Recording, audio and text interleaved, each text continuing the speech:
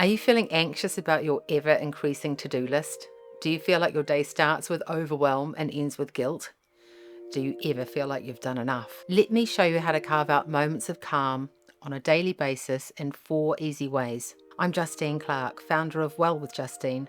I work with women who are ready to stop treating symptoms and start healing the whole picture, body, mind, and emotions. Together we'll find practical, lasting solutions so you can get well, be well, and stay well. Remember, to be fully balanced, we need to address the 6 core elements of well-being: emotion, stress, blood sugars, hormones, immune system, and digestion. In this video, I'll share holistic strategies to encourage you to find a calm in a hectic life. Number 1, develop a self-care routine. Number 2, have a smart to-do list that's specific, measurable, achievable, realistic, and time-bound. Number 3, invest in well-being therapy such as CST, kinesiology, or coaching. Number 4, use quick techniques to reduce overwhelm.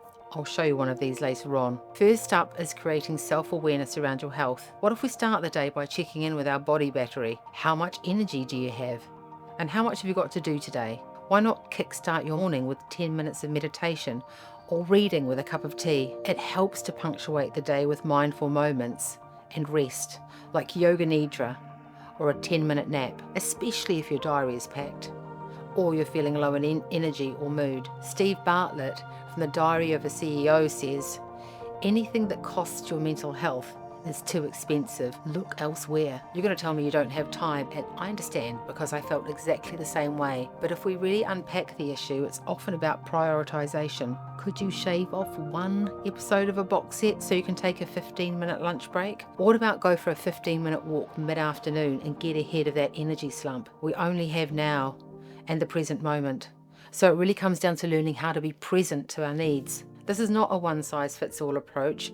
You do you. Secondly, de-stress your diary and create smart to-do lists that set you up for success. In a dopamine-saturated society, we're inundated and overwhelmed by our to-do lists. I actually had to start dividing my to-do list into 4 so I could keep on top of the tasks in various areas of my life. I'm going to suggest that we focus ultimately on what we are achieving rather than what we are not achieving.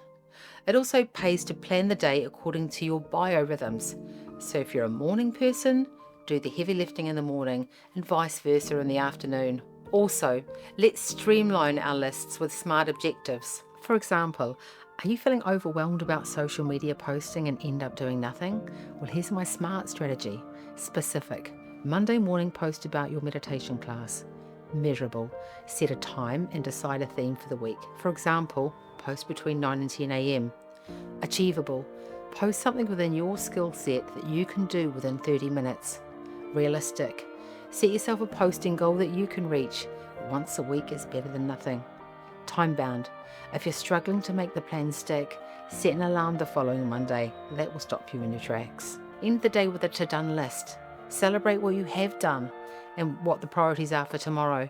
Why not reward yourself by going to bed 30 minutes early, slathered in that expensive face cream, and read or listen to an audiobook?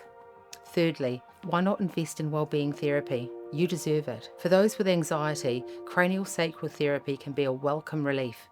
This works by tuning into your nervous system and getting you into a state of relaxation and restoration. This can be done in clinic or online. It has to be experienced to be believed, and I can only describe it as a bath for the immune system, where clients experience they feel like they're floating out of the treatment room or drifting off to a deep, relaxed sleep after an online session. Lastly, so overwhelmed you haven't had a chance to take a lunch break? I hear you. And I can show you how to biohack your overwhelm and improve digestion at the same time. Let's do a vagus nerve reset together, which you can do at your desk or in the car park or even in the loo. Start by clasping your hands and placing them behind your head. And all you need to do now with the head facing forward is look as far right as you can for 30 seconds or until you feel yourself sigh or yawn. Something like that. Sometimes we even forget to breathe, so just bringing that back to mind. And now looking all the way to the left.